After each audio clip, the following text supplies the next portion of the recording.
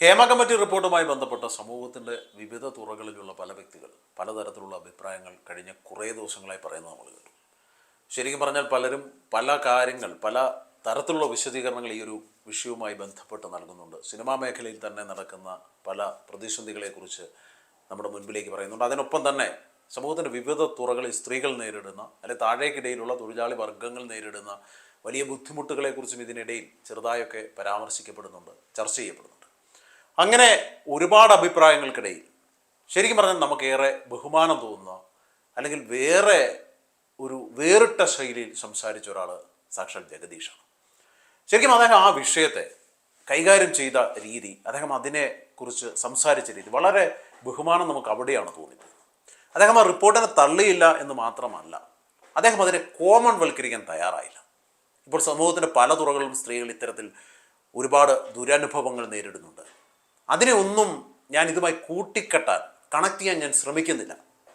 സിനിമയിൽ ഇങ്ങനെ സംഭവിക്കുന്നുണ്ടെങ്കിൽ അതിൻ്റെ ഉത്തരവാദിത്തം അമ്മ എന്ന് പറയുന്ന സംഘടന ഏറ്റെടുക്കണം. അമ്മ കൃത്യമായി അതിന് മറുപടി നൽകണം, അല്ലെങ്കിൽ അവരുടെ വിഷമങ്ങൾ അമ്മ എന്ന സംഘടന കേൾക്കണം എന്ന് പറയാൻ തയ്യാറായി അദ്ദേഹം. അതിനൊപ്പം തന്നെ അദ്ദേഹം സഹപ്രവർത്തകരുടെ വേദനകൾ, സഹപ്രവർത്തകർ സിനിമയിൽ അനുഭവിക്കുന്ന ബുദ്ധിമുട്ടുകൾ, അത് എൻ്റെ കൂടെ ബുദ്ധിമുട്ടാണ് എന്ന് പറയാനൊരു മനസ്സ് കാണിച്ചിട്ടുണ്ട്. അല്ലെങ്കിൽ അവർക്കുണ്ടായ ബുദ്ധിമുട്ടുകളിൽ അമ്മ ഇതുവരെ നിലപാടെടുത്തില്ല എന്നുള്ളത് ഏറെ വേദനാജനകമാണ് എന്ന് പറയാതെ അദ്ദേഹം പറഞ്ഞു വെക്കുന്നുണ്ട്. എനിക്ക് വളരെ വ്യക്തമായ നിലപാട് അദ്ദേഹം ഈ വിഷയത്തിൽ എടുത്തു എന്നുള്ളതാണ്. മറ്റാരും കാണിക്കാത്തൊരു നട്ടല് ജഗദീഷ് എന്ന നടൻ ഈ ഒരു വിഷയത്തിൽ കാണിച്ചിട്ടുണ്ട്.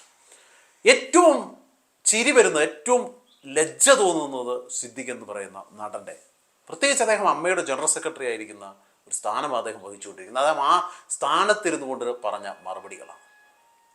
കേട്ടിട്ടില്ല, അറിയില്ല, അങ്ങനെ സംഭവിച്ചോ, ഞാൻ അതിനെക്കുറിച്ച് പഠിച്ചില്ല. അദ്ദേഹം എത്രയോ ദിവസങ്ങളായി ആ ഒരേ മറുപടി തന്നെ, അത് കുറേ സമയം, കുറേ ലെങ്തിൽ അദ്ദേഹം ഒരു വാർത്താ സമ്മേളനം നടത്തി. അത് തന്നെ, ഞാനതിനെക്കുറിച്ച് പഠിച്ചില്ല, ഞാനത് അറിഞ്ഞില്ല, അങ്ങനെ ഉണ്ടോ, അത് അവർ വിളിച്ചപ്പോൾ അങ്ങനെയൊക്കെ സംസാരിച്ചോ, ഞാൻ മറന്നുപോയി. എത്ര ലാഘവ ബുദ്ധിയോടെയാണ് അദ്ദേഹം ആ ഒരു വിഷയത്തെ കൈകാര്യം ചെയ്തത്. കാരണം അദ്ദേഹം സാധാരണ ഒരു നടനാണെങ്കിൽ എന്തെങ്കിലുമൊക്കെ പറഞ്ഞ് അദ്ദേഹത്തിന് ഓടിയാം, എനിക്കിത് അറിയില്ല, പ്രശ്നങ്ങളാണ്. പക്ഷേ അദ്ദേഹം അമ്മ എന്ന് പറയുന്ന ഒരു സംഘടനയുടെ ജനറൽ സെക്രട്ടറി ആയിട്ടിരിക്കുന്ന ആളാണ്. അതിനപ്പുറത്തേക്ക് അദ്ദേഹം ഇത്രയും വർഷമായി സിനിമയിൽ നിറഞ്ഞു നിൽക്കുന്ന ആളാണ്. സിനിമയിലെ എല്ലാ സ്പന്ദനങ്ങളും അറിയാവുന്ന ഒരാളാണ്. സിനിമാ മേഖലയുടെ, സിനിമയിലെ ഓരോ സംഘടനകളുടെയും. അദ്ദേഹത്തിൽ നിന്ന് ഇത്രയും ബാലിശമായ ചില വാക്കുകൾ കേൾക്കുമ്പോൾ നമുക്ക് സങ്കടമല്ല, സഹതാപമാണ് അദ്ദേഹത്തോട് തോന്നുന്നത്. അദ്ദേഹം അതുപോലെ തന്നെ അമ്മയുടെ ഇതുവരെയുള്ള ഒരു മീറ്റിങ്ങുകളിൽ, അമ്മയുടെ ഒരു വാർത്താ സമ്മേളനങ്ങൾ, ഇങ്ങനെയുള്ള വിഷയങ്ങൾ ഉയരുമ്പോഴല്ലാതെ ഒരു വാർത്താ സമ്മേളനങ്ങളും ഒരു സ്ത്രീയെ അവിടെ വാർത്താ സമ്മേളനത്തിന് ഉൾപ്പെടുത്തുന്ന നമ്മൾ ഇവരെ കണ്ടിട്ടേ ഇല്ല.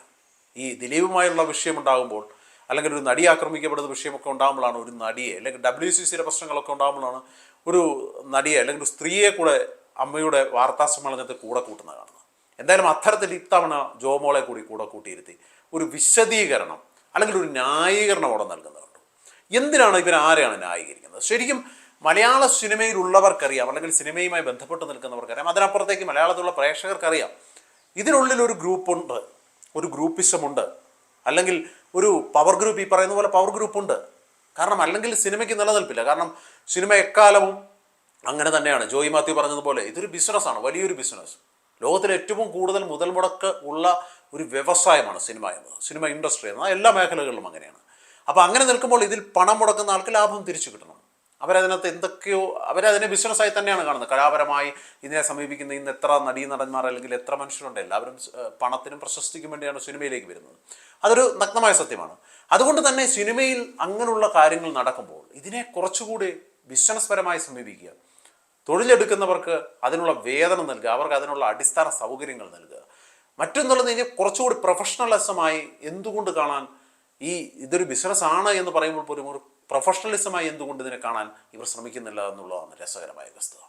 സ്ത്രീകൾ സിനിമയിലേക്ക് വരുന്നത് പണ്ട് കാലങ്ങളിലായിരുന്നു. നാടകങ്ങളിലും സിനിമകളിലും അല്ലെങ്കിൽ സീരിയലുകളിലും ഒക്കെ അഭിനയിക്കാൻ എത്തുന്ന സ്ത്രീകൾ, അവർ സമൂഹത്തിൽ ഏറ്റവും മോശക്കാരാണ് എന്ന് ചിത്രീകരിക്കപ്പെട്ടിരുന്ന ഒരു കാലം പണ്ട് കാലങ്ങളിലുണ്ടായിരുന്നു. അതൊക്കെ മാറി, കാലഘട്ടങ്ങൾ മാറി. ഇന്നിതിനെ ഒരു വളരെ സീരിയസ് ഒരു പ്രൊഫഷനായി കാണുന്ന വലിയൊരു വിഭാഗം നമ്മുടെ ഇടയിലുണ്ട്. അതിനപ്പുറത്തേക്ക് ഒരുപാട് എഡ്യൂക്കേറ്റഡായ പെൺകുട്ടികൾ, ഒരുപാട് പുതിയ ആളുകൾ സിനിമയിലേക്ക് കടന്നു വരുന്നൊരു സാഹചര്യം തന്നെയുണ്ട്. അങ്ങനെയൊക്കെ സിനിമ എന്ന് പറയുന്നത് വേറിട്ടൊരു ശൈലി, വേറിട്ടൊരു ലോകമായിരുന്നുവെങ്കിൽ ഇന്ന് അതൊക്കെ മാറി. ഇതൊരു കോമൺ വേൾഡ് തന്നെയാണ്. ഇതൊരു ഫൈറ്റ് നടക്കുന്ന, ഒരുപാട് കോമ്പറ്റീഷൻ നടക്കുന്ന, ഒരുപാട് കഴിവുള്ളവർ വന്നു കയറുന്ന ഒരു മേഖല തന്നെയാണ്. അത് വരും കാലങ്ങളിൽ അതിൻ്റെ വികസനം കൂടത്തേ ഉള്ളൂ.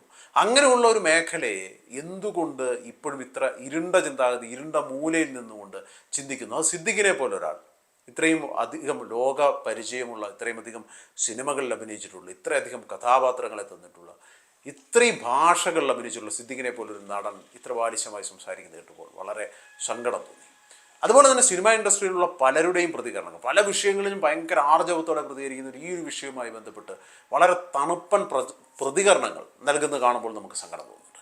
കാരണം ഈ ഒരു വിഷയത്തെ അങ്ങനെ തണുത്ത് കാണേണ്ട ഒരു വിഷയമാണോ എന്ന് അവർ ഗൗരവമായി ചിന്തിക്കേണ്ടതില്ല. പലപ്പോഴും സിദ്ദിഖ് തന്നെ ഇതിലെ ഒരു ആ അഭിമുഖത്തിൽ അല്ലെങ്കിൽ ആ പത്രസമ്മേളനത്തിൽ പറയുന്നുണ്ട്, ഈ സിനിമയിൽ ഒതുക്ക് നടക്കുന്നുണ്ടോ എനിക്കറിയില്ല, സിനിമയിൽ അവഗണിക്കൽ, സംഘടന അങ്ങനെ ആരെയും മാറ്റി നിർത്തുന്നില്ല, സംഘടന ആരുടെയും തൊഴിൽ നഷ്ടപ്പെടുത്തുന്നില്ല എന്നൊക്കെ പറയുമ്പോൾ നമ്മുടെ മുൻപിൽ എത്ര ഉദാഹരണങ്ങളുണ്ട്, സാധാരണക്കായ പ്രേക്ഷകർ കണ്ടിട്ടുണ്ട്. കാരണം തിലകൻ എന്ന് പറയുന്ന നടൻ സിനിമയിൽ നിറഞ്ഞു നിന്ന കാലഘട്ടത്താണ് പെട്ടെന്ന് അദ്ദേഹം അപ്രത്യക്ഷനാവുന്നത്. പിന്നീട് അദ്ദേഹം സിനിമയിൽ ഇല്ല, സീരിയലിൽ അദ്ദേഹമുണ്ട്. ഞാൻ ആ കാലങ്ങളിൽ ഓർക്കുന്നുണ്ട്, സൂര്യ ടിവിയുടെ സീരിയലുകളിലും ഏഷ്യാനെറ്റിൻ്റെ സീരിയലുകളിലും ഒക്കെ തിലകൻ എന്ന സജീവമാണ്.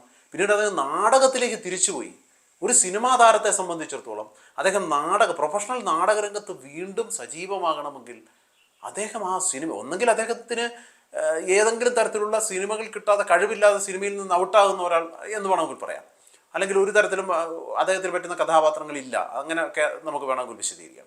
പക്ഷെ തിലകനെ പോലെ ഒരാൾ എല്ലാ തരത്തിലുള്ള കഥാപാത്രങ്ങളെയും അനായാസേന നമ്മുടെ മുൻപിൽ തന്നിട്ടുള്ള, നായകനായി വരെ തിളങ്ങിയിട്ടുള്ള തിലകൻ, ഇത്രയധികം വർഷങ്ങൾ മലയാള സിനിമയിൽ നിറഞ്ഞു നിൽക്കുന്ന തിലകൻ, നാടകരംഗത്ത് നിന്ന് വന്നിട്ട് നാടകത്തിൻ്റെ ഒരു ഭാവവ്യത്യാസങ്ങളും സിനിമയിൽ നൽകാതെ സിനിമയ്ക്ക് വേറെ മുഖങ്ങൾ നൽകിയ നടൻ, എത്ര പേരെ അഭിനയം പഠിപ്പിച്ച നടൻ, അങ്ങനെ ഒരു നടൻ മലയാള സിനിമയിൽ നിന്ന് പെട്ടെന്ന് ഔട്ടാവുന്നു, അദ്ദേഹത്തിന് അവസരങ്ങളില്ല എന്ന് പറയുമ്പോൾ തന്നെ ഇതിലെ ഒതുക്കലുകൾ സാമാന്യ ബുദ്ധിയുള്ളവർക്ക് മനസ്സിലാവില്ലേ?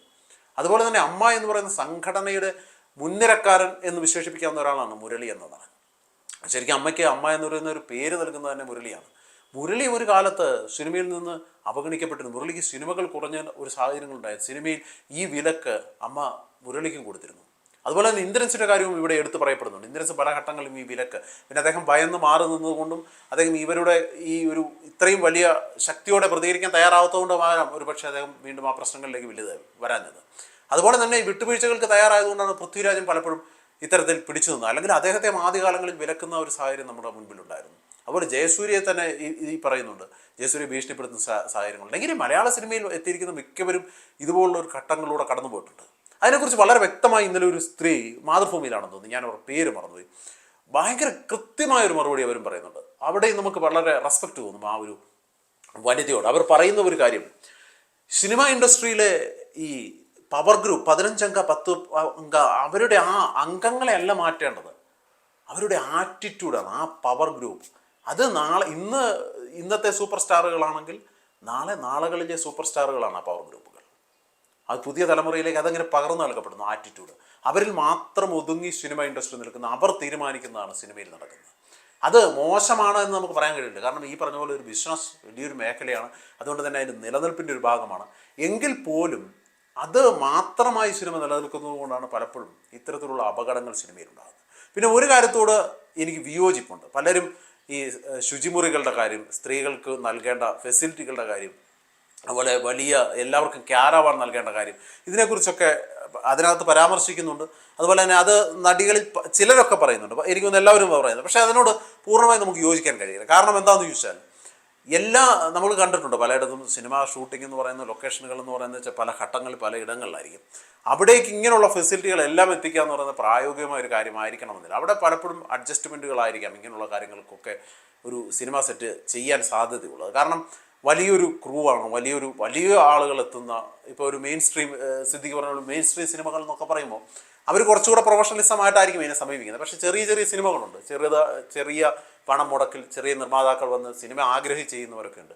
അവരൊക്കെ എല്ലാ കാലഘട്ടങ്ങളിലും ഇത്തരത്തിൽ എല്ലാ സൗകര്യങ്ങളും ഒരുക്കുക, അല്ലെങ്കിൽ എല്ലാവർക്കും ക്യാരവാൻ നൽകുക എന്നുള്ള സാഹചര്യങ്ങളൊന്നും ചിലപ്പോൾ നടന്നൊന്നും വരത്തില്ല. അതൊരു ചെറിയ സിനിമയിൽ ഒരിക്കലും ഒരു പ്രായോഗികതയായിരിക്കില്ല. അങ്ങനെയുള്ള ഘട്ടങ്ങളിൽ എനിക്ക് തോന്നുന്നു വളരെ ബുദ്ധിപരമായി തന്നെ അതിൻ്റെ ആർട്ടിസ്റ്റുകൾ ചിന്തിക്കുന്നത്. കാരണം പലപ്പോഴും ഇപ്പോൾ എത്രയൊക്കെ നമ്മൾ പറഞ്ഞെന്ന് പറഞ്ഞാൽ ഇപ്പോഴും മെയിൻ നടന്മാരെ ഒഴിച്ച് ബാക്കിയുള്ളവർക്കൊക്കെ ഈ പറയുന്ന പോലെ എല്ലാ ഫെസിലിറ്റികളും നൽകണമെന്നൊന്നുമില്ല. ഇപ്പം സൂപ്പർ സ്റ്റാറുകൾ, മെഗാ സ്റ്റാറുകൾ, അല്ലെങ്കിൽ നമ്മൾ പേരെടുത്ത് തന്നെ പറയാം, മമ്മൂട്ടി, മോഹൻലാലും, ദിലീപും, സുരേഷ് ഗോപിയും, ജയറാമും അങ്ങനെയുള്ള സൂപ്പർ സ്റ്റാറുകളൊക്കെ അവർക്ക് നൽകുന്ന അതേ ഫെസിലിറ്റി രണ്ടാം തരം നടന്മാർക്കൊന്നും നൽകണമെന്നില്ല. അവർക്ക് കിട്ടുന്ന പോലത്തെ റൂമുകളോ ഫെസിലിറ്റികളോ ഒന്നും അവർക്ക് നൽകണം. അത് സ്വാഭാവികമായ സിനിമയുടെ രീതി അങ്ങനെയാണ്, എല്ലായിടത്തും അങ്ങനെയാണ്. എല്ലാവർക്കും സമത്വമായൊന്നും ഇത് ഒരിക്കലും നൽകപ്പെടത്തില്ല, ഒരിടത്തും നൽകപ്പെടത്തില്ല, ഒരു തൊഴിൽ മേഖലകളിൽ നിന്ന് നൽകപ്പെടത്തില്ല. ഇപ്പം ഒരു കമ്പനിയുടെ തന്നെ ഒരു സിഇഒയ്ക്ക് കിട്ടുന്ന അതേ ഫെസിലിറ്റികൾ അവിടുത്തെ ജി എമ്മിന് കിട്ടണമെന്നില്ല, അയാൾക്ക് ജി എമ്മിന് കിട്ടുന്ന അതേ ഫെസിലിറ്റി ഒരു ആർ എമ്മിന് കിട്ടണമെന്നില്ല.